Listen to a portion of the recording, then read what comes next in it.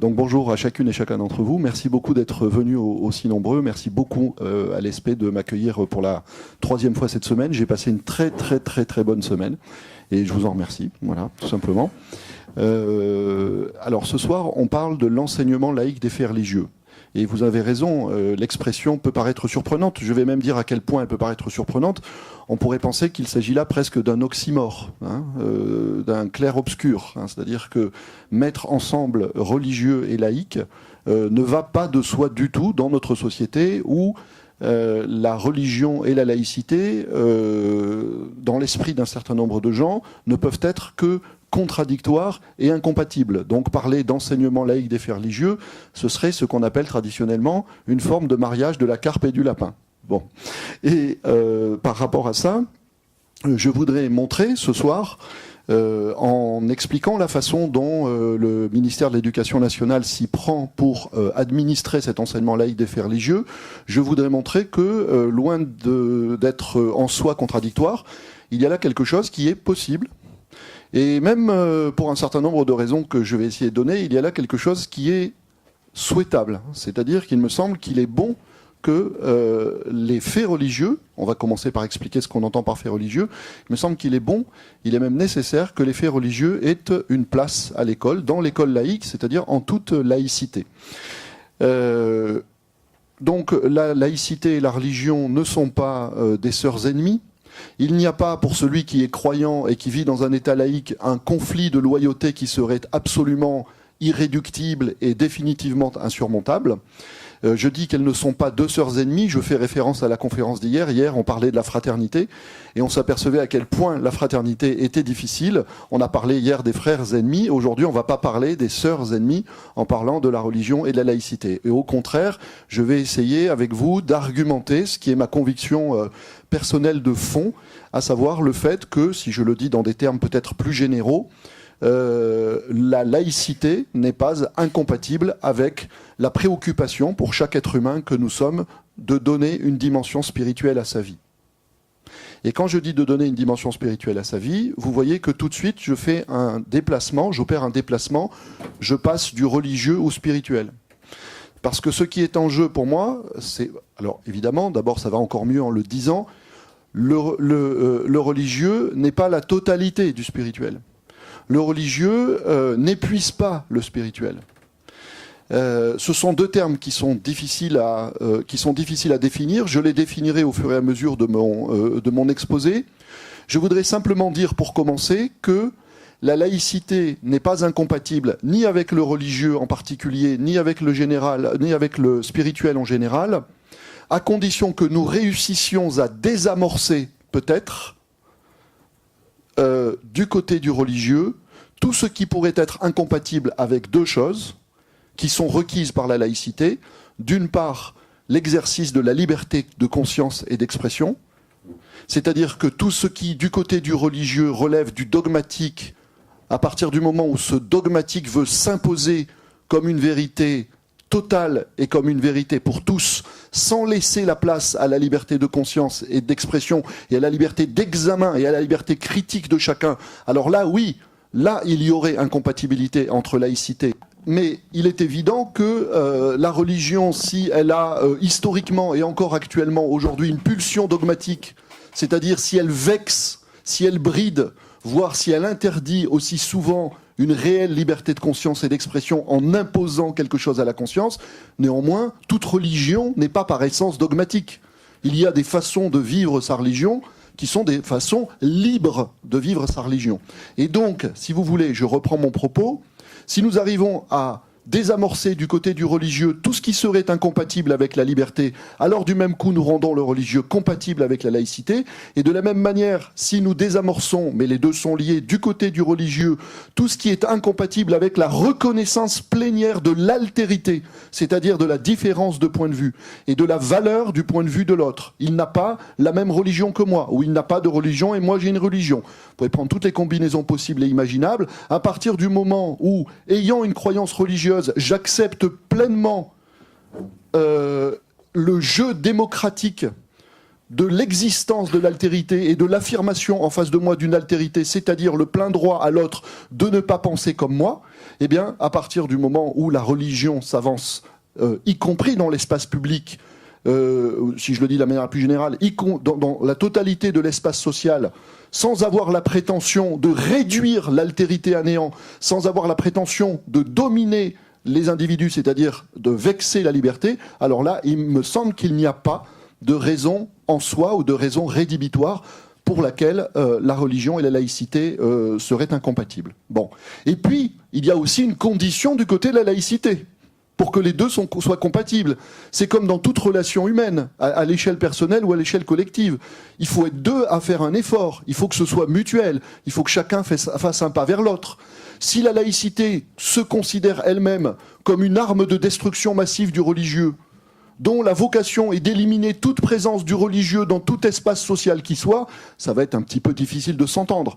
Parce qu'à partir de là, la religion va se sentir vexée, discriminée, stigmatisée, pourchassée. Et on sait aujourd'hui qu'un certain nombre de gens qui prétendent porter la laïcité portent en réalité la laïcité, d'ailleurs parfois comme ils le revendiquent eux-mêmes, comme une laïcité de combat qui vise presque à exterminer la présence du religieux au motif que la laïcité ne supporterait pas cette présence du religieux dans l'espace public. Donc si vous voulez, je pense qu'à condition qu'il y ait un effort critique sur soi réciproque du côté de la laïcité et du côté de la religion, il n'y a pas de raison pour qu'elles soient définitivement incompatibles.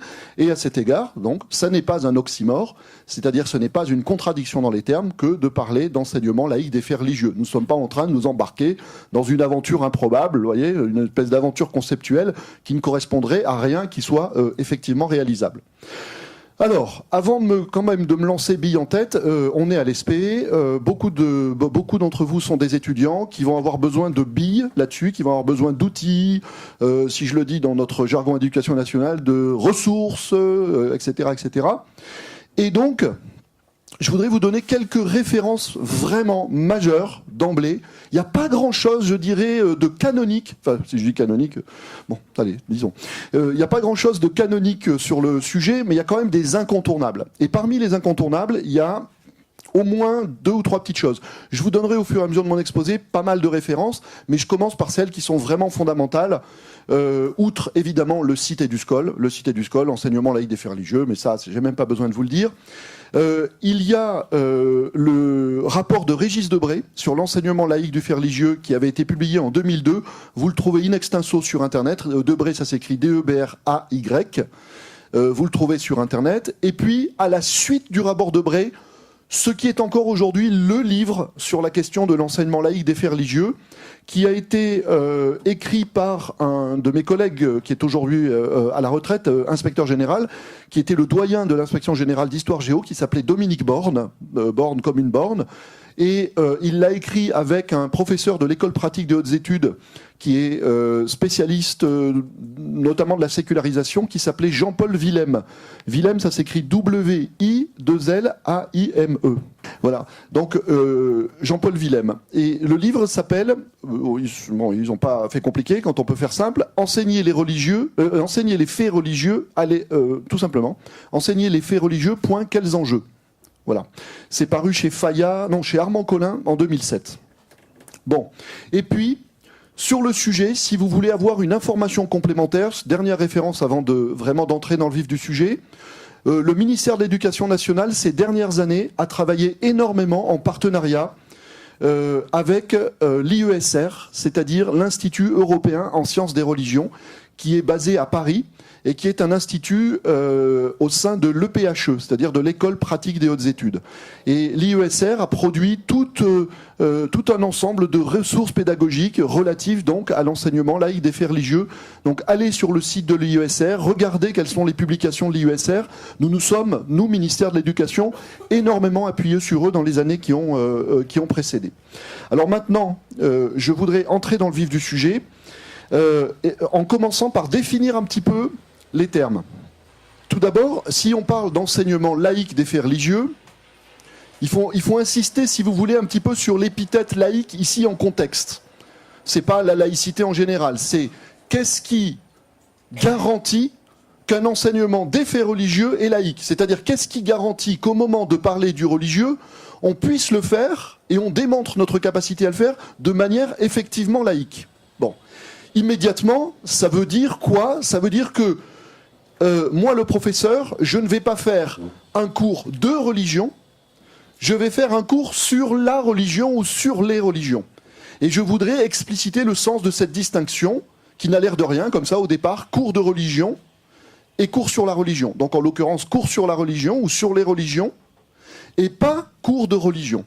Alors, qu'est-ce que c'est qu'une mobilisation des faits religieux, une mobilisation d'un certain nombre d'éléments de culture religieuse de manière laïque? Eh bien, c'est un enseignement qui est impartial. J'insiste sur ce premier adjectif, qui est impartial. C'est-à-dire qui ne vise, je vais le dire d'une formule d'abord, qui ne vise ni à faire croire, ni à empêcher de croire. Ni à faire croire, ni à empêcher de croire. C'est-à-dire, et c'est ça qui explicite l'impartialité, que moi, le professeur, j'ai cette conscience professionnelle, cette déontologie professionnelle de l'impartialité. Vous savez que l'impartialité est une des qualités éthiques du fonctionnaire. Dignité, impartialité, probité, loyauté. Il y a un certain nombre de qualités professionnelles, de vertus professionnelles qui font partie de la déontologie de notre métier. Bon. Eh bien, je vais donc mettre toute ma conscience professionnelle dans l'exigence. Si je le dis de manière un petit peu lyrique et aristocratique, je vais me faire l'honneur. En tout cas, je vais avoir cette exigence envers moi-même, nourrir cette exigence envers moi-même, que de présenter quelque chose qui est relatif à une culture religieuse de manière impartiale. Vous voyez, si je le dis d'une manière un petit peu plus, je dirais, fade, je vais le faire de manière neutre, sans chercher à faire croire et sans empêcher de croire. Mais je développe encore. Qu'est-ce que ça veut dire? Eh bien, si je ne vise pas à faire croire, ça veut dire que je ne peux pas, je m'interdis, par exigence professionnelle, par respect pour l'émancipation de la liberté de conscience de celle et de celui et de tous ceux que j'ai en face de moi, je m'interdis quoi? Je m'interdis de faire du prosélytisme. Tout simplement, c'est aussi simple. Alors, sans même parler de la propagande, si vous voulez. Je m'interdis de faire du prosélytisme. C'est-à-dire que devant ma classe, je ne peux pas être le prêcheur d'une cause religieuse ni politique. Je ne peux pas être le prêcheur d'une idéologie. Et d'ailleurs, ça, c'est quelque chose qui nous questionne très profondément. Je vais vous dire pourquoi. Parce que, imaginez que vous ayez des convictions profondes. Et un certain nombre d'entre vous, à l'orée de cette carrière qui vous attend, un certain nombre d'entre vous ont déjà, je pense, un certain nombre de convictions profondes. Ça vaut peut-être le coup, avant de vous engager pour notre Sainte Mère, l'éducation nationale, laïque, de vous demander si et dans quelle mesure vos convictions profondes sont en accord avec les convictions républicaines que l'école va vous demander de porter, et si vous n'allez pas être en contradiction entre cette obligation d'impartialité en matière idéologique, religieuse et politique avec vos convictions profondes. Si vous ne faites pas cette vérification, si vous ne checkez pas, vous risquez d'avoir un souci, qui va être simplement le souci de la cohérence que vous allez pouvoir donner à votre existence. Et ça, c'est très important d'être cohérent dans la vie. C'est ça qui donne de la force. Ce qui donne de la force dans une vie, c'est que ce que je fais dehors correspond à ce que je suis dedans. Elle vient de là, l'énergie. L'énergie, elle vient de l'intériorité. Vous voyez ? Elle vient de nos énergies profondes. Bon. Et donc, si vous sentez dès maintenant qu'il y a ça entre les valeurs de l'école et vos valeurs personnelles, je peux vous dire quelque chose, c'est que si au début il y a ça, un papier à cigarette, dans 20 ans, il y a la hauteur de la pièce. Et ça devient insupportable. Voyez ? Et en réalité, alors je vais vous parler de votre entrée dans la carrière d'une manière qui est peut-être un petit peu inhabituelle à cet égard, mais je pense que entrer dans la carrière, ça vaut bien le coup d'un examen de conscience. D'un examen de conscience personnelle. Voyez ? Justement, sur ce type de questions-là. Alors, je continue. Donc, qu'est-ce que c'est qu'un enseignement laïque des faits religieux ? Je suis impartial. Je ne vise ni à faire croire ni à empêcher de croire. Je ne suis pas prosélyte. Je ne suis pas dans la pastorale. Vous savez ce que c'est la pastorale ? C'est un terme qui nous vient du christianisme. La pastorale, c'est l'action du pasteur. C'est-à-dire celui qui se considère, avec ceux qui sont sous sa responsabilité, comme le berger qui a la charge de trouver pour ses brebis le meilleur pâturage, pour les nourrir, pour leur donner une nourriture spirituelle. Voyez ? Et donc, je ne suis pas un pasteur au sens religieux, c'est-à-dire que je ne vais pas, lorsque je présente un certain nombre de connaissances en matière religieuse, je ne vais pas me figurer que je suis en train d'apporter à mes élèves, je ne vais pas les confondre avec des ouailles, je ne vais pas faire la confusion de penser que je suis un rabbin, un imam ou un prêtre en chair, et donc je ne vais pas avoir l'impression de leur apporter la vérité révélée. Vous voyez ? Ce que j'appelais la bonne parole. Et puis je ne vais pas faire non plus ce qu'on appelait autrefois au Moyen-Âge de l'apologétique. Voyez, quand on regarde quelle a été la définition classique d'un certain nombre de théologies, par exemple du côté chrétien, du côté musulman également, on a souvent dit que les théologies classiques étaient des apologétiques.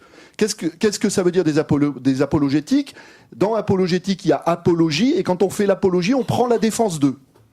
Voyez, on fait l'éloge d'eux, mais on prend surtout la défense d'eux. Bon. Et donc en réalité, qu'est-ce qui s'est passé pour nos théologies dans le champ monothéiste historiquement ? La raison est venue au secours de la foi.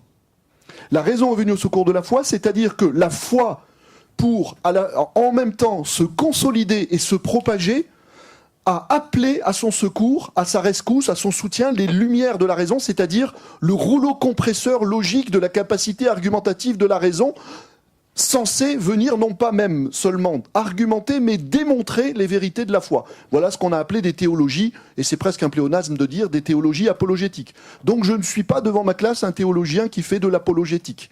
Vous voyez ? Bon, ce sont des choses simples, mais... Bon, et oui, mais en sens inverse, ou plus exactement de manière complémentaire, eh bien, je ne suis pas non plus devant ma classe en tant que professeur, puisque je suis impartial, je n'interdis pas de croire, je n'empêche pas de croire. Je n'essaie pas, à chaque fois que je vois chez l'un de mes élèves l'affirmation d'une croyance, de prendre mon Monsanto idéologique, mon Roundup idéologique, pour désherber cette herbe folle qui menace. C'est-à-dire que je n'ai pas à être devant ma classe. C'était ma petite contribution à la transition écologique. Hein, voilà, parce qu'il faut quand même sauver la planète. Hein. Bon, c'est bien beau l'enseignement laïque des fers religieux, mais hein, bon. Donc, je n'ai pas à faire acte devant ma classe d'anticléricalisme. Je ne suis pas là pour chasser de la tête de mes élèves éventuellement croyants la foi qui est en train d'y pousser, si vous voulez. Et puis, je n'ai pas non plus, alors je vais employer une formule qui va vous paraître un petit peu bizarre, je n'ai pas à faire profession de foi athée devant mes élèves. La laïcité, ce n'est pas l'athéisme. La laïcité, ce n'est pas l'anti-religion, mais la laïcité, ce n'est pas l'athéisme. Ce ne sont pas deux synonymes. La laïcité, c'est ce principe institutionnel, institué donc comme tel par la séparation des églises et de l'État, qui met en sécurité à la fois la liberté de conscience et d'expression et la relation d'égalité et de fraternité entre tous les citoyens, athées, agnostiques et croyants. Point barre. C'est pas l'arme des athées contre les croyants. Et si ça devient l'arme des athées contre les croyants, c'est plus la laïcité. Vous voyez ? Et donc, je n'ai pas à être devant ma classe en tant que porteur, je dirais, incarnation vivante, Bouddha vivant de la laïcité de l'État. Non, ben non. Vous n'êtes pas vigilant, hein ? Non, là, vous n'êtes pas vigilant. Bon. Non, mais vous voyez ce que je veux dire ? C'est-à-dire que la laïcité dans la classe, bah, c'est à travers moi qu'elle est vivante. D'abord, à travers ma posture, vous voyez ? C'est-à-dire la façon dont je porte mon enseignement. Bon. Eh bien, en l'occurrence, je n'ai pas à faire profession de foi d'athéisme.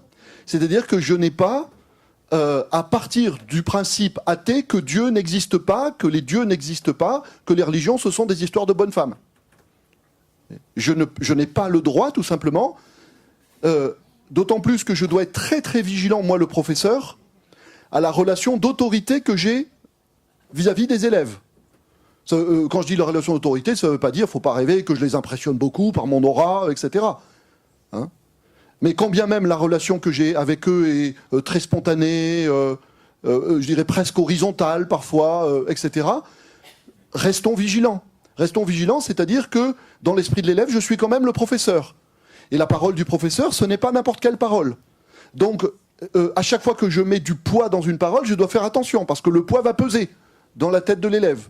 C'est-à-dire que je suis toujours dans la vigilance qui consiste à faire attention à ne pas exercer sur lui, à partir de cette position d'autorité, une pression ou une influence qui serait exagérée et qui, là, en l'occurrence, me ferait sortir de cette position obligatoire d'impartialité. Vous voyez ? Donc je n'ai pas à faire comme si, bah oui, non, mais il est évident. Bon, alors, évidemment, les religions vous diront que Dieu, eh bien, est là et que la mort n'est qu'un passage. Mais bon, hein, vous voyez, quand même, à un moment, il faut être raisonnable. Il faut accepter que la mort ça soit plus rien. Il faut arrêter de se raconter des histoires. Ben non. Moi, le professeur, dans la classe, j'ai pas le droit de partir dans un délire comme ça. Je n'ai pas le droit, tout simplement. De la même façon que j'ai pas le droit d'ouvrir les yeux sur une dire, vous savez, mes enfants, les dieux nous ont dit depuis tout le temps. Vous voyez ? Bon, c'est pas possible. Bon. Voilà. Alors ensuite, je continue de définir un petit peu les faits religieux. Les faits religieux, c'est très bizarre comme expression. Notre ministère est allé s'embarrasser de ce côté-là depuis Debré, justement. C'est-à-dire qu'on a dit les faits religieux. Alors on pensait qu'on avait tout un ensemble de bonnes raisons. Moi, par rapport à ça, je pose un point d'interrogation. Je pose un point d'interrogation, c'est-à-dire que lorsqu'il s'agit de transmettre au sujet des religions une information, des connaissances, une culture, etc., je pose la question de savoir si on peut s'appuyer, on va pouvoir encore s'appuyer durablement sur l'expression fait religieux. Pour l'instant, elle est installée dans l'institution, donc respectons-la comme telle et interrogeons déjà sa signification. Qu'est-ce que ça veut dire les faits religieux ? Alors évidemment, la notion de fait, elle n'a pas été inventée ad hoc, elle n'a pas été inventée pour cette expression-là. Elle renvoie à, disons, les faits religieux font partie, en tant que, oui, elles font partie de la catégorie plus générale de ce qu'on appelle les faits historiques. Qu'est-ce que c'est que les faits historiques ? Qu'est-ce que c'est qu'un fait en histoire ? Un fait en histoire, c'est pas simplement un truc qui est arrivé. Ça, c'est le fait brut. Et il y a une distinction à connaître du point de vue scientifique entre le fait brut, ce qui est arrivé, enfin on pense que c'est arrivé, et le fait historique, c'est-à-dire ce qui a été établi par le travail de la raison historique. C'est-à-dire que le fait historique, c'est, si je cite la définition la plus simple et la plus classique, le fait historique, c'est ce dont l'existence est attestée par le travail de l'histoire qui l'a objectivement établi. Voilà. Et donc, les faits religieux, c'est l'ensemble des faits historiques. Je vais continuer ma définition. Hein.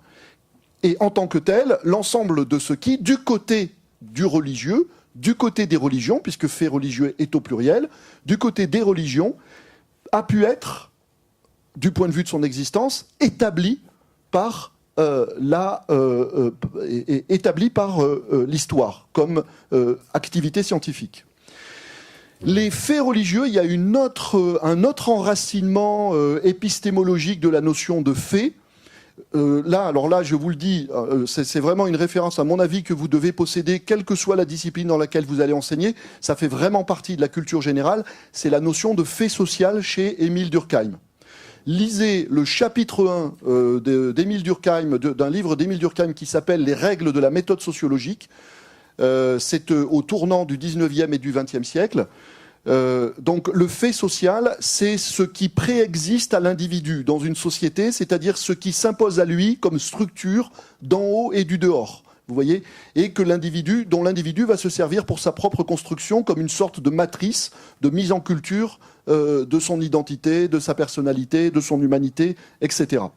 Alors, si vous voulez, à partir du moment, je vais vous dire où est un problème, à mon avis, de cette expression des faits religieux. À mon avis, hein, après chacun réfléchit. Un problème est que, bon, si les faits religieux sont une catégorie des faits historiques, si l'ensemble des faits historiques, c'est ce qui est observable, ce qui est observable et ce dont l'observation a été attestée comme véridique, non illusoire, prouvé, si vous voulez. Bon, eh bien, on ne se saisit du côté du religieux que du dehors, en se saisissant de l'observable. Pourquoi ? Parce que ce que nous trouvons du côté du religieux, ce n'est pas seulement ce qui s'est déposé comme fait historique, dans l'extériorité observable de textes, d'architecture, de mœurs, d'organisation politique et d'organisation sociale. Tout cela, ce sont les faits religieux comme faits historiques. La religion, où est-ce qu'elle se trouve? Elle se trouve dans du dur qui est au dehors de nous, qui a été, comme les sédiments, déposé par l'histoire de telle société, de telle culture, et qui d'ailleurs, aujourd'hui, est encore, dans un certain nombre d'endroits, pas de l'ordre du muséal, mais de l'ordre du vivant, des temples, voyez, ou des structures sociopolitiques. Par exemple, aujourd'hui, à certains endroits, vous avez ce qu'on appelle du théologico-politique. C'est-à-dire que le politique va chercher son fondement en justification, en légitimité, et même parfois un certain nombre de ces mécanismes, du côté d'un fondement religieux. Bon, voilà. Alors tout ça, c'est la religion comme un ensemble de faits. Mais la religion, c'est pas ça. Les religions, c'est pas ça. Seulement. C'est aussi du vécu. C'est-à-dire que les religions, c'est à la fois du dehors et du dedans, de l'observable et du vécu, par la subjectivité du croyant. Et d'ailleurs, lorsque vous interrogez un croyant, l'observable, c'est bien, mais ça n'est qu'un moyen pour le vécu. Quand vous interrogez un chrétien, par exemple, sur une église, l'église n'est pas une fin en soi.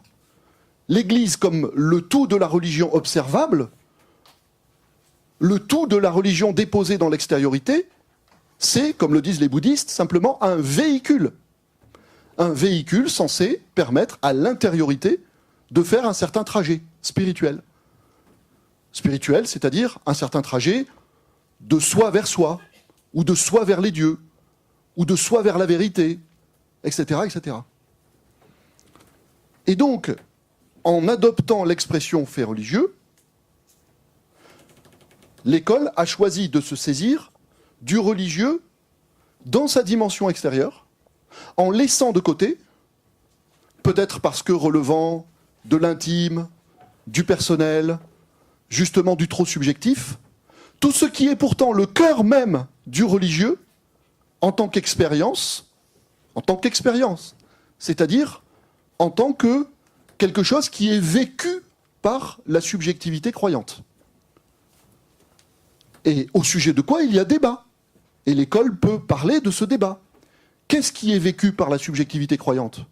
Eh bien, moi, par exemple, en tant que professeur de philosophie, je vais dire, ce qui est vécu par la subjectivité croyante, ça peut être deux choses. Et chacun d'entre vous choisit en son âme et conscience. C'est-à-dire que d'une part, ça peut être quelque chose qui a effectivement la dimension d'une expérience. C'est-à-dire que, en effet, et ça c'est le point de vue du croyant, quand il va à l'église, quand il va à la mosquée, quand il va à la synagogue, quand il va à la pagode, quand il va se prosterner ou faire brûler de l'encens devant un autel, il n'a pas l'impression d'être dans sa tête. Il a l'impression d'aller à la rencontre d'eux. C'est-à-dire il a la conviction, et c'est ce qu'on appelle la foi, il a la conviction d'aller à la rencontre d'un Dieu. Et donc de se mettre en présence d'une altérité radicale, d'un autre avec un grand A. Vous voyez ? Et ça, qu'il se prosterne ou qu'il s'incline devant Shiva ou devant Allah, etc., c'est la même expérience qui est décrite par le croyant. Mais l'athée va dire non, ce n'est pas une expérience, c'est une croyance. C'est une croyance, c'est-à-dire que c'est quelque chose qui n'a lieu que dans la subjectivité. Il n'y a pas de rencontre d'une réalité objective. Ça, c'est une illusion qui est née de désirs inconscients, qui n'ont pas été identifiés comme tels.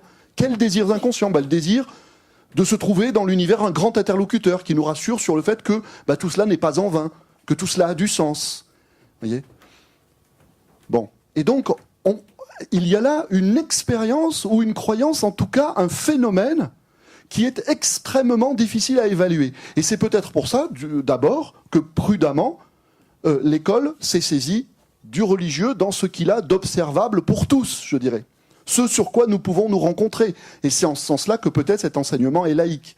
Parce que, au moins sur l'observable, nous pouvons tous nous rencontrer. Alors que, pour ce qui est de décider entre la foi comme croyance et la foi comme expérience, il y a là à la fois de l'impartageable et de l'indécidable. Donc quelque chose qui n'appartient qu'à chacun. Donc quelque chose qu'il est peut-être difficile de mettre en commun. Bon, je vous donne une petite référence à ce sujet, moi qui m'a beaucoup aidé dans ma réflexion de philosophe sur ces sujets-là. C'est quelqu'un qu'on lit plus beaucoup. Je crois que je l'ai déjà cité dans la semaine, mais sans donner la référence précise. C'est le frère d'Henry James. Henry James, qui était donc un romancier. Je crois que c'est le courant de ce qu'on appelait le réalisme psychologique. Et en fait, le frère d'Henry James, c'était William James. William James a écrit un livre qui s'appelle « Les formes multiples de l'expérience religieuse ». Et il entre dans ce débat à partir de son école philosophique, qui est le pragmatisme américain, et dont il est vraiment l'une des grandes figures. Donc là aussi, on est, j'ai noté, le livre date de 1902, Les formes multiples de l'expérience religieuse, et il dit quelque chose sur lequel, encore aujourd'hui, je continue de m'interroger. Je vous le livre comme un élément de la réflexion. À vous de voir ce que vous en faites. Il dit... Et c'est ce qu'indique d'ailleurs le titre même de son livre. Lui, il a choisi son camp à partir d'une argumentation philosophique. Il dit, moi, mon argumentation pragmatique m'a conduit à envisager que la foi et le phénomène religieux renvoient à un vécu, ce que j'appelais tout à l'heure un vécu, voyez, et à ce vécu comme une expérience. Parce que, disait-il, il y a 3 critères de l'expérience. C'est-à-dire de quelque chose qui nous fait faire vraiment une expérience. C'est-à-dire de quelque chose qui... n'est pas de l'ordre de l'illusion, c'est-à-dire de quelque chose qui n'est pas simplement du côté de nos besoins subjectifs, même s'il peut y avoir en effet une part d'illusion ou de besoins subjectifs. Et ces 3 critères de l'expérience, je vous les livre. Je trouve qu'il les dit de manière très belle, enfin très simple, très jolie. Il dit l'illumination intérieure. Il dit je traduis dans son langage. La preuve que du côté du religieux, dans l'intériorité, il se passe quelque chose qui n'est pas simplement de l'ordre de l'illusion, c'est qu'il y a un effet d'illumination intérieure. Bon. Mais vous voyez, on peut tout de suite contre-argumenter. Par exemple, bah oui, j'ai toujours dit, ce sont des illuminés. Vous voyez ? Donc, voilà, à chacun de réfléchir sur cette base. C'est un philosophe, c'est pas quelqu'un qui a terminé la discussion, c'est quelqu'un qui essaie de l'ouvrir. Donc, l'illumination intérieure. Deuxièmement, c'est génial, il dit, le deuxième critère, que c'est une expérience, la satisfaction logique. C'est-à-dire, si vous voulez, c'est le gars qui dit, bon ben moi, j'ai tout bien examiné, j'ai réfléchi sur le sens de l'univers, le sens de la vie humaine, et logiquement, il me semble qu'il est plus cohérent de mettre au milieu une intelligence universelle. Comme par exemple, chez Leibniz, au début du XVIIIe siècle, cette intelligence... qui organise l'univers selon ce que Leibniz appelait une harmonie préétablie. C'est-à-dire, je constate qu'il y a dans l'univers tellement d'ordre, tellement de beauté, tellement d'harmonie, que tout cela ne peut pas être au hasard, tout cela ne peut pas être aveugle. Et dans l'histoire des théologies, ça a donné... alors tout le monde s'en est donné à cœur joie, juifs, chrétiens, musulmans, et puis ailleurs aussi, bien au-delà de la civilisation occidentale, c'est ce qu'on a appelé tout le travail des preuves de l'existence de Dieu. Voyez ? Donc en effet, du côté de la religion, il peut y avoir cette satisfaction logique. Sauf que d'autres en face ont montré que les soi-disant preuves de l'existence de Dieu ne réussissent finalement qu'à montrer notre besoin qu'il y ait des preuves de l'existence de Dieu et notre besoin de prouver qu'il y a un Dieu. Et donc il y a là quelque chose qui tourne dans une sorte de cercle, si vous voulez, ce que Aristote appelait un diallèle, une sorte de cercle vicieux, parce que les raisons des uns et des autres s'empilent sur la table, l'une en face de l'autre, en une infinie discussion contradictoire, et à l'arrivée, en réalité, la décision appartient à chacun d'entre nous. C'est-à-dire que dans ce domaine-là, la décision correspond toujours à un saut, qui est le saut de la raison au choix de soi. Mais la raison seule ne pourra pas vous faire choisir. Parce que vous accumuliez les preuves de l'existence de Dieu ou que vous accumuliez les preuves contre l'existence de Dieu, en réalité, vous aurez toujours quelqu'un pour vous damer le pion. Et donc, vous allez finalement toujours vous retrouver face à vous-même. C'est-à-dire au choix, et qui est un saut, je dirais, un risque, un beau risque à courir. Est-ce qu'il y a ou est-ce qu'il n'y a pas ? Est-ce que je suis tout seul ou est-ce qu'il y a quelqu'un qui m'accompagne ? Ou quelque chose qui m'accompagne ? Bon. Et puis, troisième critère, selon William James, la fécondité pratique. Alors là, c'est inattendu.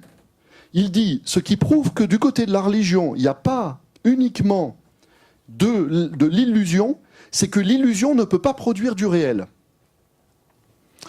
C'est-à-dire, alors déjà, on peut s'interroger, c'est sûr que l'illusion ne peut pas produire du réel. Est-ce que finalement, l'être humain, son génie, ce n'est pas de produire ou de fabriquer du réel avec de l'illusion ? C'est-à-dire d'élargir continuellement le champ du réel avec tout ce qu'il imagine, avec tout ce qu'il invente, avec tout ce qu'il crée, etc., etc. Est-ce que nous, justement, les êtres humains, notre puissance créatrice n'est pas définie comme ça, comme telle, c'est-à-dire ce qui fabrique du réel à partir de l'imaginaire? Bon. Mais en tout cas, lui, James, dit la fécondité pratique. Qu'est-ce que ça veut dire? Là, il cite la parole biblique, bien connue, c'est à l'arbre qu'on reconnaît ses fruits. C'est-à-dire que la preuve, selon lui, qu'il y a de la réalité du côté de l'expérience religieuse, c'est que ça produit des résultats. Alors, il y a à deux niveaux. Au niveau personnel, quand on dit c'est un arbre qu'on reconnaît ses fruits, l'idée c'est que le croyant va avoir développé, grâce à sa foi, tout un ensemble de vertus qui vont le rendre idéalement même saint, S-A-I-N-T.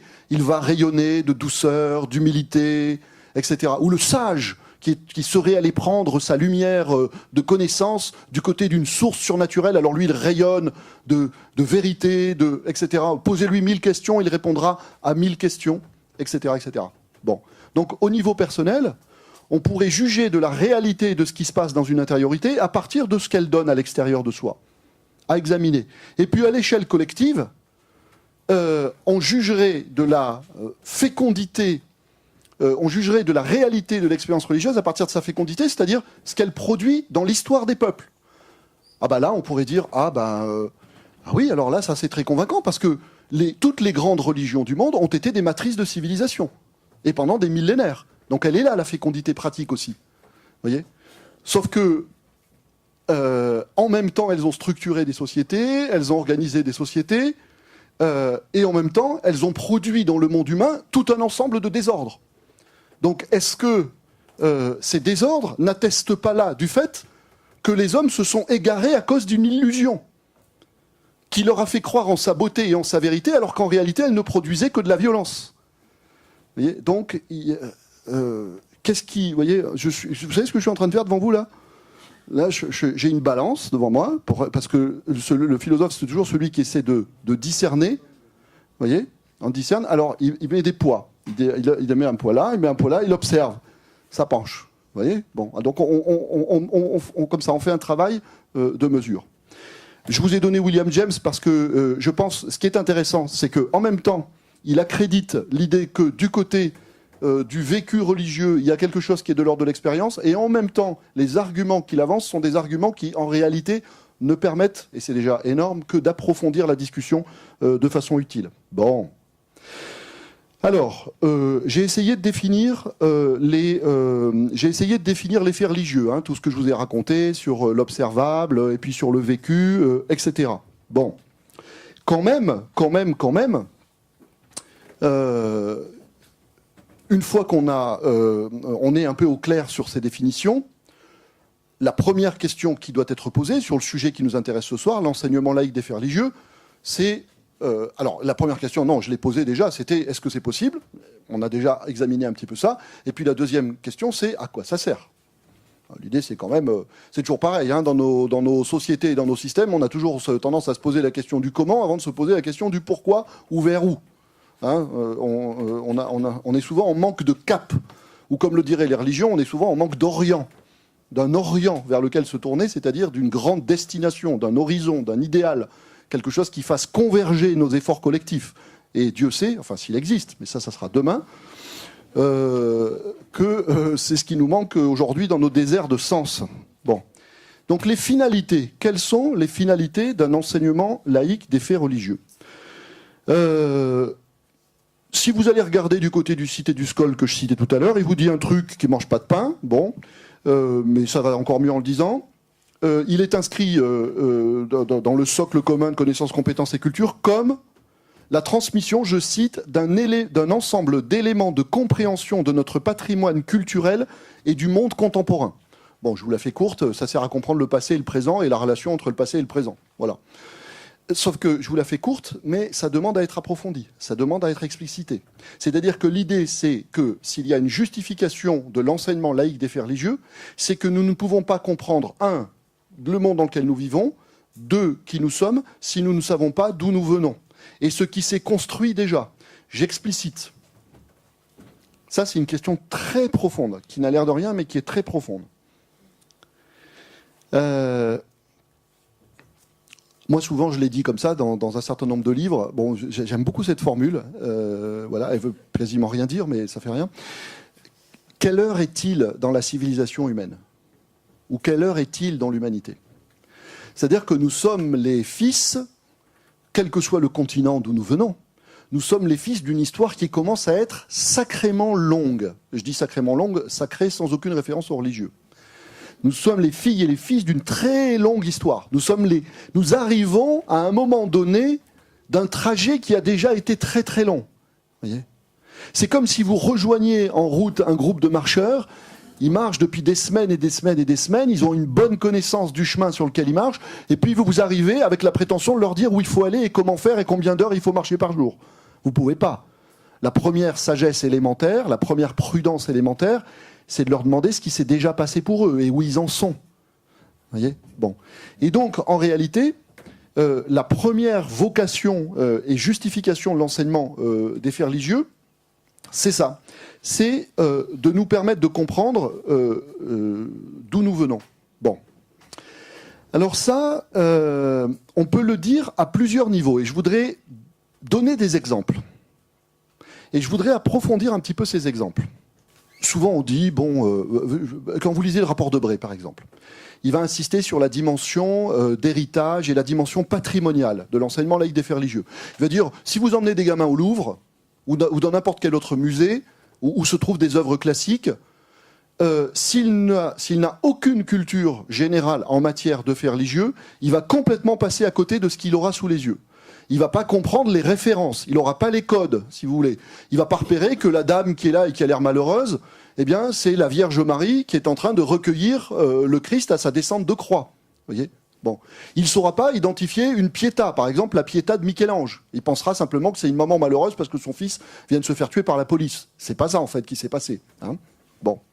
Donc, souvent on donne cette explication.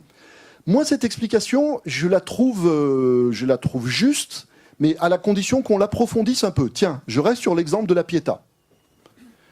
La Pietà de Michel-Ange, elle se trouve, enfin moi la dernière fois que je l'ai vue, elle bouge pas toute seule, hein, mais la Pietà de Michel-Ange, la dernière fois que je l'ai vue, c'était à la basilique Saint-Pierre de Rome.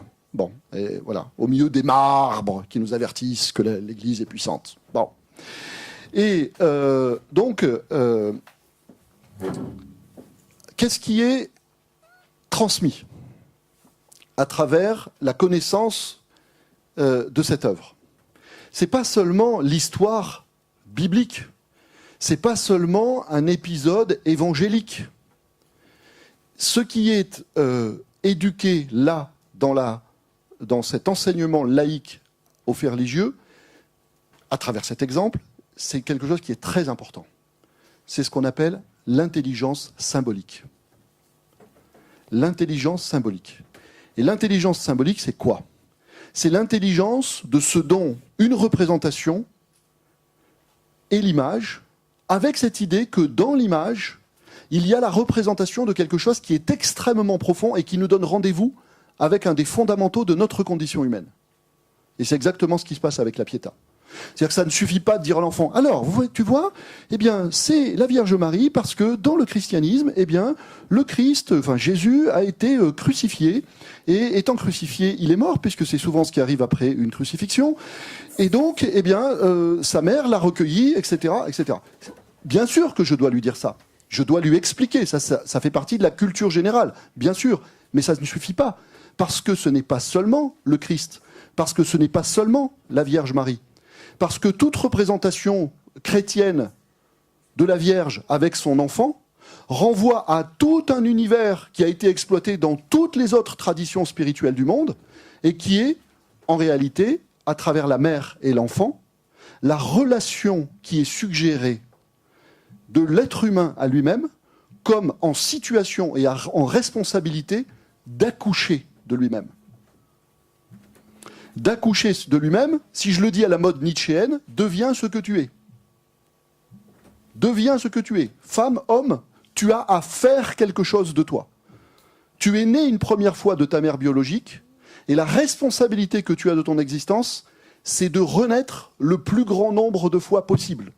Ce que peut symboliser, par exemple, dans d'autres traditions spirituelles, la réincarnation. La première idée qui est suggérée, la première idée symbolique qui est suggérée par la réincarnation, c'est que dans mon existence, je peux me réincarner dans ma propre existence. C'est-à-dire que si je fais un progrès d'être, si je travaille à me transformer intérieurement pour devenir, allez, disons-le de manière très générique, meilleur. Voyez ? À chaque fois que je fais une expérience qui va me révéler à moi-même, à chaque fois que j'opère une prise de conscience, eh bien moi, l'être humain, je peux considérer ça comme une seconde naissance.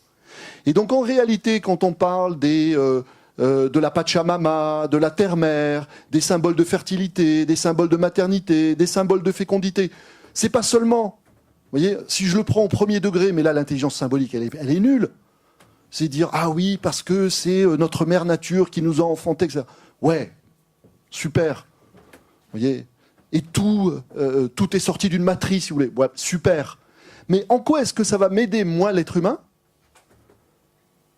à réfléchir sur le sens que je veux donner à ma vie? Et pourquoi est-ce que ces grands symboles ont survécu jusqu'à nous? Pourquoi est-ce que des milliards d'hommes encore aujourd'hui s'y réfèrent? S'ils n'avaient pas cette puissance, c'est-à-dire cette capacité à nous renvoyer à nous-mêmes. Et de ce point de vue-là, je vous parle en toute laïcité. Vous savez pourquoi? Parce que là, ce n'est pas une question de croyance, c'est une question de réflexion. Je n'ai pas besoin de croire en Dieu, je n'ai pas besoin de croire en un Dieu pour méditer sur la Pachamama. Je n'ai pas besoin de croire en un Dieu pour m'asseoir et pour méditer devant la Vierge Marie. Vous savez, comme c'est, moi, celles que je préfère sont les Vierges noires qui ont l'enfant Jésus dont la tête sort juste de leur ventre. Elles sont très hiératiques, on a l'impression qu'elles-mêmes, elles sont en méditation. Voyez, mais ça veut dire quoi, symboliquement? Ça veut dire qu'elles sont justement dans un moment de très grand rendez-vous avec elles-mêmes. Voyez, elles sont justement dans cet accouchement de l'intériorité. Voyez, donc en fait, il n'y a pas d'extériorité. C'est pas d'un côté la mère, de l'autre côté l'enfant. La mère et l'enfant sont les deux aspects d'une même personne, d'une même personnalité qui est en train simplement de révéler une nouvelle dimension d'elle-même. Voyez, bon. Ah oui, alors là, l'enseignement laïque des faits religieux, ça commence à être intéressant. Parce que sinon, bon, moi je veux bien savoir que c'est la Vierge Marie, ou je veux bien savoir que là, il y a telle référence à l'islam, ou telle référence à l'hindouisme, etc. Mais si je suis pas concerné, c'est-à-dire si je suis pas croyant cette religion-là, je vais le prendre comme un élément d'information parmi d'autres. Alors oui, je vais pouvoir avoir une culture générale très étendue, peut-être même qui va me permettre parfois d'étaler ma culture comme on étale sa confiture, voyez. Mais on ne peut pas penser que la finalité de l'enseignement laïque des faits religieux se réduise à cela. Et je voudrais vous le montrer à travers un certain nombre d'autres exemples. Regardez. Là, j'ai parlé des œuvres d'art. Non, j'ai parlé des textes. J'ai parlé des œuvres d'art. Enfin, des œuvres d'art, de l'œuvre d'art. J'ai pris un exemple. Je vais vous parler des textes. Vous lisez un texte de... Tiens, vous lisez Saint-Exupéry. Qui n'a pas lu Saint-Exupéry? Je crois que c'est l'œuvre la plus lue et la plus traduite dans le monde. La parole du petit prince, magique, on ne voit bien qu'avec le cœur. Vous la connaissez. Si vous n'avez pas de culture religieuse, ça peut être préjudiciable. Pourquoi? Parce que là où nous trouvons le plus développé, le plus approfondi, le plus médité, la présentation du cœur, non pas comme un organe, mais comme une faculté, non pas comme un organe, mais comme une faculté de connaissance, c'est du côté des religions. Moi, je suis en train de retraduire, là, actuellement, l'œuvre d'un penseur réformiste musulman, indien, qui s'appelle Mohammed Iqbal. Dès sa première conférence, il parle du cœur. En allant chercher un certain nombre de versets du Coran, dans lequel, justement, le cœur est présenté comme un organe de perception, comme un organe de connaissance. Bon. C'est exactement ce qu'est en train de dire Saint-Exupéry. Alors, si vous voulez, on peut le comprendre intuitivement. Mais à partir du moment où on veut méditer sur ce que dit Saint-Exupéry, vous voyez, je veux méditer sur ce que dit Saint-Exupéry, c'est-à-dire, non, vous voyez, non, même mieux que ça. C'est tellement beau ce qu'il dit que je ne vais pas en rester là. Moi aussi, je veux apprendre à voir avec le cœur. Je veux apprendre. Nécessairement, si vous voulez apprendre à voir avec le cœur, il va falloir que vous approfondissiez la signification que ça peut avoir. Et donc, vous allez aller nécessairement chercher le matériau intellectuel, culturel, qui va vous permettre de réfléchir là-dessus. Et donc, peut-être, si vous faites ce choix-là, d'aller dans cette direction. Là, par exemple, vous allez tomber sur Blaise Pascal. Vous voyez, Blaise Pascal qui dit au XVIIe siècle, dans ses pensées, il y a l'ordre du cœur et l'ordre de la raison. Vous voyez ? Et Blaise Pascal, qui a un fond chrétien, qui est, je dirais, très personnel, très mystique, Pascal considère véritablement et développe véritablement cette notion du cœur, non pas simplement comme un organe biologique, et attention, non pas simplement comme un organe de sentiment, mais comme un organe de connaissance. Et d'une certaine façon, ce que dit Pascal, c'est que là où s'arrête la juridiction de la raison, commence la juridiction du cœur. Et que pour quelqu'un qui veut s'engager complètement dans la vie intellectuelle, il faut savoir se servir de manière complémentaire de la raison et du cœur. Alors attendez, moi par exemple, je suis un intellectuel, j'écris des bouquins, je veux produire du sens. Et je veux produire du sens avec toutes mes facultés. Est-ce que je peux faire le choix de ne me servir que de ma raison ? M'engager sur les décennies de travail que j'ai devant moi, est-ce que je peux ne m'y engager qu'avec la raison ? À partir du moment où, dans la civilisation humaine, un certain nombre de gens ont fait l'hypothèse que si je veux m'engager avec une chance d'aller loin dans l'élucidation du sens, il va falloir que je me serve du cœur et de la raison. Comment est-ce que je peux négliger ça, me dire non, ils ont dit des conneries, et en fait je vais utiliser ma raison et ça suffira bien. Je ne peux pas me le permettre. J'ai qu'une vie. Ça ne se gâche pas. Donc nécessairement, il va falloir que je me mette au clair avec ça. Comment est-ce que je vais pouvoir utiliser mon cœur ? Pas seulement pour aimer, pas seulement pour sentir, pas seulement pour respirer, mais pour connaître. Voilà. Alors là, d'accord. Là, si l'enseignement laïque des faits religieux permet à chacun d'entre nous de se poser des questions aussi profondes, c'est-à-dire qu'est-ce qu'il va faire de son cœur dans la vie, là, je trouve que... Bon. Je prends un autre exemple. Attendez, je regarde l'heure parce que... Ah oui, déjà. Je vais prendre deux autres exemples. Il y a une expression qu'on emploie souvent que je trouve extraordinaire. On dit souvent que les religions ont été et sont encore aujourd'hui des forêts de symboles. Des forêts de symboles. Et vous l'avez compris, ce qui me permet de m'engager dans cette forêt de symboles sans craindre d'y perdre mon âme laïque, c'est que je m'y engage non pas à partir nécessairement du fait que je sois croyant, je m'y engage parce que je cherche du sens. Je vais voir si de ce côté-là, peut-être, m'attendent des ressources ou des réserves de sens. Et en l'occurrence, pour quelqu'un qui aime le sens, si quelque part il y a une forêt de symboles, il ne peut pas ne pas y aller. Ça serait suicidaire. Vous voyez ? Je prends des exemples. Je vais en prendre un que vous connaissez tous, et sur lequel nous ne méditons jamais. La croix. Parmi les grands symboles fondamentaux, il y a la croix qui est au centre du christianisme, mais dont le christianisme n'a pas le monopole. Il y avait un grand saint musulman qui disait « les musulmans aussi ont la croix ». Alors, il s'est fait taper dessus, enfin, etc. Bon. Mais il avait raison, parce que la croix, si j'explique à mes élèves, alors vous voyez, la croix, qu'est-ce que c'est la croix ? La croix, c'est le symbole de la passion du Christ, parce que c'est la croix sur laquelle il a été crucifié. Etc. Je dois faire ça, parce que ça, c'est une référence de culture générale nécessaire, incontournable, qui va lui permettre de se repérer dans l'espace et dans le temps, dans tout un ensemble d'endroits où il va aller. C'est nécessaire. Mais la croix déborde en tant que symbole, et pour l'intelligence méditative, très très très largement, l'expérience christique. C'est-à-dire que la croix, c'est d'abord, pour n'importe quel être humain, un symbole de l'équilibre. Un symbole de l'équilibre parfait. Le centre de la croix, c'est ce que je cherche à être, moi, l'être humain. En quel sens ? Eh bien, au sens où, moi, l'être humain, je cherche à mettre mon existence en équilibre entre plusieurs tensions. Entre plusieurs tensions qui sont symbolisées par les branches de la croix. D'ailleurs, la branche horizontale de la croix, ce n'est pas un segment, c'est une ligne infinie que le segment symbolise. Et cette ligne infinie, c'est quoi ? Eh bien, c'est ma vie. Et la branche qui vient couper, la branche verticale qui vient couper la branche horizontale, c'est quoi ? Ben, c'est l'instant de vie où je suis, sur la ligne de vie que je suis en train de parcourir. Donc en réalité, la croix attire mon attention sur l'importance de vivre dans l'instant, de bien être à chaque moment dans l'instant où je vis. C'est-à-dire de ne pas me précipiter toujours, comme le disait encore Blaise Pascal, dans des temps qui ne sont pas les nôtres. Le passé où je ne suis plus et le futur où je ne suis pas encore. Parce que se précipiter du côté du passé, se précipiter du côté du futur, c'est-à-dire ne pas avoir la sagesse de rester au centre de la croix, c'est se précipiter dans l'illusion. Parce que le passé, je ne peux plus rien faire sur lui, le futur, je ne peux pas encore faire grand-chose sur lui. Par contre, là où je suis, c'est là où je peux agir, c'est le présent. Et donc, il faut que je regarde, vivre au centre de la croix, c'est pas être chrétien nécessairement, c'est pas être croyant.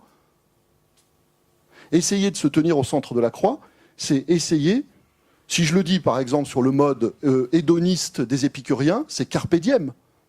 Jouis de l'instant présent. Sois pleinement à ce que tu es en train de faire. Regardez aujourd'hui tout ce qui se raconte du côté de la méditation de pleine conscience. Vous voyez la mode de la méditation de pleine conscience, bon, on peut en dire plein de choses. En réalité, c'est une nouvelle manière de chercher, parmi d'autres, hein, elle n'est pas meilleure que les autres, c'est une nouvelle manière de chercher une forme de présence à soi, de plus grande présence à soi. Et à chaque fois, sans aller même parler de la pleine conscience, que j'ai envie de récupérer ma vie, de récupérer les rênes de ma vie, j'essaye de quoi faire? J'essaye de me remettre au centre de ma croix personnelle. C'est-à-dire de toutes mes tensions, de retrouver un équilibre, de me recentrer pour essayer de ne plus me gaspiller, de ne plus m'user, de ne plus me disperser, mais pour reprendre le vrai fil de mon existence. Vous voyez ? Et puis la croix, c'est pas seulement le rendez-vous entre l'arrière et l'avant, sur l'horizontale, c'est le rendez-vous entre le haut et le bas. Grande question de toute vie humaine. Quel est le haut et quel est le bas? Quel est le haut et quel est le bas? C'est d'où je pars et jusqu'où je peux aller. 4 grandes questions de la philosophie. Que puis-je savoir? Quelles sont les limites de la connaissance humaine? Que dois-je faire? Quel est le plus haut niveau que je peux donner à mon action? Est-ce que je peux ambitionner d'acquérir telle vertu, ou est-ce qu'il faut que je sois plus modeste? Que m'est-il permis d'espérer? 3e grande question kantienne. Voyez, là encore une question de haut. Où est-ce que je peux viser? Où est-ce qu'il est raisonnable de viser? Est-ce qu'il est raisonnable de viser pour moi dans les limites de cette vie? Comme le dit Spinoza, la sagesse est une méditation de la vie et non de la mort. Donc je n'ai pas à me laisser hypnotiser par la mort, puisque la mort est une fin. Donc je le place le haut, c'est-à-dire la fin, l'ultime, du côté du moment de la mort. Où est-ce que je vais placer le haut? Allez, soyons fous, de l'autre côté. Et qu'est-ce qui va me donner la certitude? Qu'est-ce qui va me garantir que j'ai raison de placer le haut aussi haut et le haut aussi loin de moi?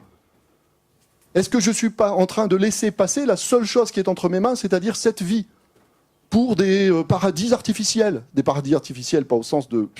mais au sens de ce dont nous a parlé la religion, toute la promesse du salut, toute la promesse des au-delà, toute la promesse métaphysique des paradis, hein, du paradisha, déjà, disaient les hindous. Tiens, en parlant des hindous. 3e exemple.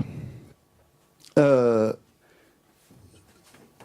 voyez ce que je suis en train de faire, hein? Je suis en train de montrer les finalités de l'enseignement de laïque des faits religieux par rapport à un questionnement sur soi, et pas seulement un questionnement sur soi au niveau simplement personnel, mais au niveau collectif. On a l'impression qu'on est dans des sociétés qui sont sécularisées, c'est-à-dire des sociétés dans lesquelles la religion, même si elle est encore très présente, est quelque chose qui s'éloigne inexorablement et dont la perte d'influence est inexorable. Mais en fait, ça peut être un trompe-l'œil. Et pour comprendre où on en est, on peut peut-être avoir besoin de se retourner une dernière fois du côté de ce qu'on a été. En l'occurrence, quand on dit qu'au centre aujourd'hui de la civilisation humaine, il y a les droits de l'homme, et quand on dit qu'au centre des droits de l'homme, il y a l'affirmation de la dignité absolue de la personne humaine, c'est-à-dire quand on dit qu'au centre de notre système de civilisation et de valeurs, il y a l'affirmation que l'être humain, l'humanité de chaque être humain, a une dignité qui est une dignité sacrée. On ne fait que transposer du religieux. On ne fait que transposer dans un autre contexte, dans un autre bocal, quelque chose qui a déjà été au centre de l'interrogation métaphysique des religions d'Orient et d'Occident pendant des millénaires. Quelle interrogation? Le mystère de l'incarnation. Vous pensez que je le dis au sens chrétien? Pas du tout. Je le dis déjà au sens de l'avatara sanskrit, de l'avatara hindou. C'est-à-dire qu'au cœur de l'hindouisme, il y a cette croyance, cette proposition symbolique, pour le dire d'une manière plus, peut-être avec davantage de dignité, cette proposition symbolique que, en réalité, l'humain soit un Dieu descendu dans un corps, c'est-à-dire une incarnation. Vous allez me dire, mais c'est pas la même chose. C'est deux manières de dire quelque chose qui est quand même très très équivalent et qui est non pas une réponse, mais une question. Et cette question, c'est, mais qu'est-ce qui se cache au cœur de l'homme ? Qu'est-ce qui fait qu'on a tout le temps, même si on le dit différemment en contexte religieux ou en contexte profane, exactement la même intuition, à savoir que c'est du côté de l'homme qu'il faut chercher. Que ce soit Socrate qui nous dit « celui qui se connaît soi-même connaît l'univers et les dieux » dans l'Alcibiade, ou que ce soit l'affirmation de la Déclaration universelle des droits de l'homme qui dit « vous savez où est la plus grande dignité ? Elle est du côté de l'être humain. » Lisez Sophocle, grande exclamation de Sophocle, quelle merveille que l'homme. Lisez les Védas. Les Védas vont vous raconter des histoires de dieux qui sont descendus dans le corps des hommes, c'est-à-dire qui se sont incarnés. Ce qui est une façon symbolique de dire que c'est du côté de l'humain, du côté du fini humain, de la finitude humaine, qu'il faut chercher peut-être quelque chose qui serait infini. Et donc on est toujours en train de labourer le même champ. Vous voyez ? Voilà, à mon sens, ce qui peut rendre intéressant les faits religieux. Alors, je voulais dire encore plein de choses, mais comme l'heure tourne, il va falloir s'arrêter. Je voudrais terminer par quelque chose d'un peu rapide et d'un peu synthétique. Je vais le dire dans un langage... Voilà, j'ai employé un langage philosophique, et puis un peu lyrique, un peu fleuri, etc., un peu imagé. Je vais le dire de manière un petit peu plus sèche. On considère qu'il y a, à l'enseignement laïque des faits religieux, essentiellement deux ordres de finalité. Parce que vous avez vu que c'est cette question qui m'a intéressé principalement. D'abord, il y a une finalité cognitive et ensuite, il y a une finalité éthique. Alors, pour ce qui est de la finalité cognitive, elle s'énonce comme telle. Finalité cognitive, c'est-à-dire finalité... Bon, le terme cognitif est des fois un petit peu difficile à appréhender, mais une finalité pour la connaissance et la compréhension de soi et du monde. Bon. D'abord, en effet, premier élément de cette finalité cognitive, la connaissance de l'histoire, du trajet humain. Qu'est-ce qui s'est passé avant nous qui explique ce que nous sommes aujourd'hui ? Donc, deuxième élément de la finalité cognitive, non seulement le passé, mais le lien entre le passé et le présent. Qu'est-ce qui, dans l'histoire des religions, éclaire un certain nombre de grands enjeux du monde contemporain ? Par exemple, vous ne pouvez rien comprendre au conflit entre le géant sunnite, l'Arabie Saoudite, et le géant chiite, l'Iran, si vous ne connaissez pas l'histoire, c'est-à-dire la genèse de la naissance du chiisme dans l'islam, à partir d'une grande querelle sur la succession dynastique du prophète, Mahomet. Enfin, il s'appelle Mohammed, mais bon, appelons Mahomet. Vous voyez ? Parce que les chiites considèrent que la succession de Mohammed devait aller du côté des gens de la famille, ceux qu'ils appelaient Ahl al-Bayt en arabe. Les gens de la famille, c'est-à-dire du côté de Ali. Et puis en fait, c'est une autre succession dynastique qui s'est produite. Donc aujourd'hui, si vous n'avez pas ce fond d'écran, il y a tout un ensemble d'éléments qui vous échappent.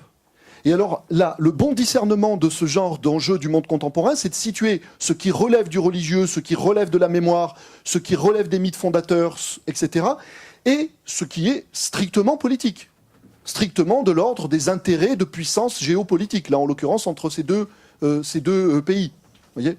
Pareil pour le conflit israélo-palestinien.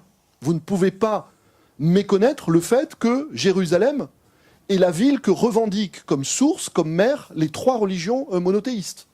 Sur l'esplanade du Rocher à Jérusalem, il y a le fameux dôme du Rocher pour les musulmans, le dôme du Rocher qui est un lieu qui est lié à une histoire symbolique extrêmement puissante d'un épisode de la vie du prophète. Bon, voilà. Donc là, il y a quelque chose qui devrait être une évidence. Ensuite, deux petites choses qui sont moins une évidence du côté de la finalité cognitive, qui vont dans la direction de ce dont j'ai choisi de vous parler plus longuement tout à l'heure. D'abord, la mise en culture de l'esprit critique. C'est-à-dire que, comme le dit la charte de la laïcité à l'école, le rôle de l'école, c'est l'article 12 de la charte, le rôle de l'école, c'est de garantir aux élèves l'ouverture la plus objective possible à la diversité des visions du monde. À partir de là, il n'y a pas de raison de ne pas parler de religion. On ouvre le champ à l'école de la manière que j'ai rappelée au départ, c'est-à-dire de manière impartiale. On ouvre le champ au maximum. Au bénéfice de quoi ? J'ai dit tout à l'heure au bénéfice de la liberté de chacun. Mais la liberté de chacun, elle commence par l'esprit critique. C'est-à-dire, elle commence par la capacité à s'interroger. Et moi, là-dedans, comment est-ce que je me positionne ? Comment est-ce que je me situe ? Quels sont les choix que je veux faire ? Est-ce qu'en matière de croyance ou d'athéisme, ou de croyance en autre chose que quelque chose de religieux, je veux faire les mêmes choix que mes parents, je veux faire le même choix que mon milieu, ou est-ce que je veux faire un autre choix? Ils m'ont jamais parlé de religion, ben moi je vais commencer à m'interroger sur la religion en particulier et la spiritualité en général, ou alors ils m'ont élevé dans une tradition religieuse, eh bien avec tout l'amour que j'ai pour eux, je vais décider par moi-même ce que je veux garder et ce que je veux laisser derrière moi. C'est-à-dire je vais faire mon propre chemin, je le dis souvent comme ça, c'est une parole d'un grand intellectuel qui s'appelle Souleymane Bachir Diagne, qui est prof à Columbia. Il dit c'est le choix entre la fidélité, c'est le choix équilibré entre la fidélité et le mouvement. La fidélité au passé, la fidélité aux traditions et le mouvement. Donc l'exercice de l'esprit critique. Et puis enfin, ce que j'ai évoqué beaucoup, la méditation. La méditation, pas au sens où, pas au sens, je dirais, où je vais fermer les yeux, je vais faire silence, je vais essayer de sentir mon corps, mon pancréas, etc. Vous voyez ? Mais la méditation, c'est-à-dire le retour sur soi, sur les grandes questions qui me concernent en tant qu'être humain, qui sont fondamentales pour la condition humaine, et qui sont trop souvent frustrées dans notre société aujourd'hui, parce que notre société ne nous laisse pas le temps de faire ça. Et donc l'enseignement avec des faits religieux, je dirais qu'il y a aussi une dimension politique. Et cette dimension politique, c'est de réaffirmer l'importance, que ce soit à travers le religieux, mais pas à travers que le religieux, à travers la science, à travers la philosophie, à travers la littérature, à travers la mythologie, à travers la poésie, à travers tout cela, d'avoir à nouveau le temps, pas seulement de savoir, pas seulement de comprendre, mais de méditer profondément sur le sens. Vous voyez ?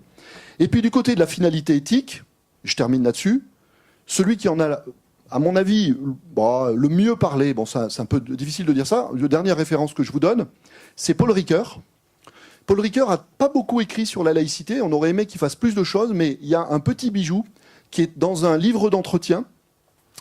Ce livre d'entretien s'appelle « La critique et la conviction », c'est paru chez Kalman Levy en 1995. Et donc la critique et la conviction, Paul Ricoeur, et à l'intérieur, il y a donc c'est une série d'entretiens, et il y a un entretien qui s'appelle, alors il est en plein dans notre sujet, donc je suis content de terminer là-dessus, éducation et laïcité. On ne peut pas rêver mieux. Et je vais vous dire ce que dit Paul Ricoeur, qui est relatif à la finalité éthique, parce que Ricoeur est quand même un grand spécialiste de philosophie morale, un grand spécialiste de la question du mal, par exemple, entre autres, conflits d'interprétation, etc. Mais la finalité éthique de l'enseignement des faits religieux, c'est mieux connaître l'univers de représentation de l'autre, pour entrer l'un envers l'autre dans une relation qui est une relation de connaissance et de reconnaissance réciproque. Donc, si vous voulez, il y a aussi une dimension de l'enseignement laïque des faits religieux qui est relative à la qualité du vivre ensemble. On sait très bien que ce qui nuit, un des facteurs les plus toxiques pour notre vivre ensemble, c'est le partage de l'ignorance. Je ne sais pas du tout qui est l'autre, et je m'en méfie parce que, de lui, j'ignore tout, et deux, j'ai sur lui des préjugés. Oh, mais les musulmans, oh, mais les ceci, oh, mais les cela. Vous voyez, tous ces préjugés qui fonctionnent par généralité. On fait des généralités. Puis quand on arrête de faire des généralités et qu'on va à la rencontre de l'autre, d'abord on ne rencontre pas l'islam, on ne rencontre pas le christianisme, on ne rencontre pas les ceci, on rencontre une personne. À chaque fois, une personne. Bon. Et en l'occurrence, si à l'école, nous donnons un enseignement laïque des faits religieux qui permet, comme le disait la charte, ce que j'ai cité, d'ouvrir au maximum la connaissance à la diversité des visions du monde, on en apprend un petit peu pour chacun, et regardez dans les programmes, il y a encore des progrès à faire pour l'enseignement laïque des faits religieux, mais il y a déjà un certain nombre de choses. L'exemple qu'on cite tout le temps, c'est l'étude de la naissance des grands monothéismes en 6e et en 5e. Bon, mais vous voyez, je ne vais pas vous faire la récitation de toutes les entrées dans les programmes. Le but, là, c'est de réfléchir au sens. Bon. Et après, effectivement, il faut mettre des choses dans les tuyaux. Et donc, Paul Ricoeur disait qu'il y avait là un élément essentiel de la culture de la citoyenneté. Et il emploie 3 formules. Je termine sur ces 3 formules. Première formule. À travers l'enseignement laïque des faits religieux, il s'agit de, je cite, « préparer les enfants à être de bons discutants ». Préparer les enfants à être de bons discutants, c'est-à-dire leur donner les outils culturels qui vont pouvoir leur permettre d'échanger en se connaissant un petit peu mutuellement. Et donc, ne pas les laisser débattre dans l'ignorance, parce que s'ils débattent dans l'ignorance, le débat ne va pas durer longtemps, ils vont se battre assez vite. Donc faire en sorte qu'ils débattent mieux en connaissance de cause pour leur éviter de se battre ou simplement de ne pas cultiver mutuellement cette curiosité, cette empathie, cet intérêt, cette confiance aussi que permet un débat qui est correctement conduit. Deuxième élément, dit Paul Ricoeur, lié au premier, mais en contexte, les initiés à la problématique pluraliste des sociétés contemporaines. Les initiés à la problématique pluraliste des sociétés contemporaines. C'est-à-dire qu'il ne s'agit pas de se connaître et de se reconnaître dans le vide, mais en contexte, dans une situation particulière, qui est celle de sociétés aujourd'hui qui sont très multiculturelles. La Réunion a à cet égard une très très longue expérience de multiculturalité, de métissage. Mais aujourd'hui, ce sont toutes les sociétés du monde qui sont extrêmement mélangées. Et ça devient explosif si, l'autre étant désormais juste à côté de nous, on ne le connaît pas. Donc là, il y a un intérêt majeur de l'enseignement laïque des faits religieux. On ne peut plus se permettre de ne pas se connaître. Quand l'autre, il est séparé de moi par la mer et qu'il est sur un autre continent, et que je ne suis qu'avec ceux qui ont la même religion que moi, la même culture que moi, à la limite, je peux me passer de connaître l'autre. À la limite. On peut trouver aussi tout un ensemble de raisons de connaître l'autre, même quand il est éloigné. Mais quand on est tous ensemble différents, alors là, il y a un enjeu politique qui est important. Et Ricoeur conclut sur une certaine conception de la laïcité, appliquée à ce qu'il vient de dire. Il dit « La laïcité de la société civile est une laïcité de confrontation, pas de combat, de confrontation, c'est-à-dire, il entend au sens philosophique, de la disputatio, c'est-à-dire de la discussion. En vue de ce dont on parlait, c'est-à-dire en vue de cette connaissance et compréhension mutuelle. La laïcité de la société civile est une laïcité de confrontation entre des convictions bien pesées. J'aime beaucoup cette dernière expression. Pas ses propres préjugés sur sa propre culture, des convictions bien pesées. C'est-à-dire que là, chacun est renvoyé d'abord au travail critique par rapport à ce en quoi il croit spontanément, qu'il soit athée, qu'il soit agnostique ou qu'il soit croyant. La première condition pour aller vers l'autre, c'est d'être au clair avec soi, c'est-à-dire de ne pas, se contenter simplement d'une conscience superficielle de ce que l'on est et de ce en quoi l'on croit. Et voilà, je vous remercie.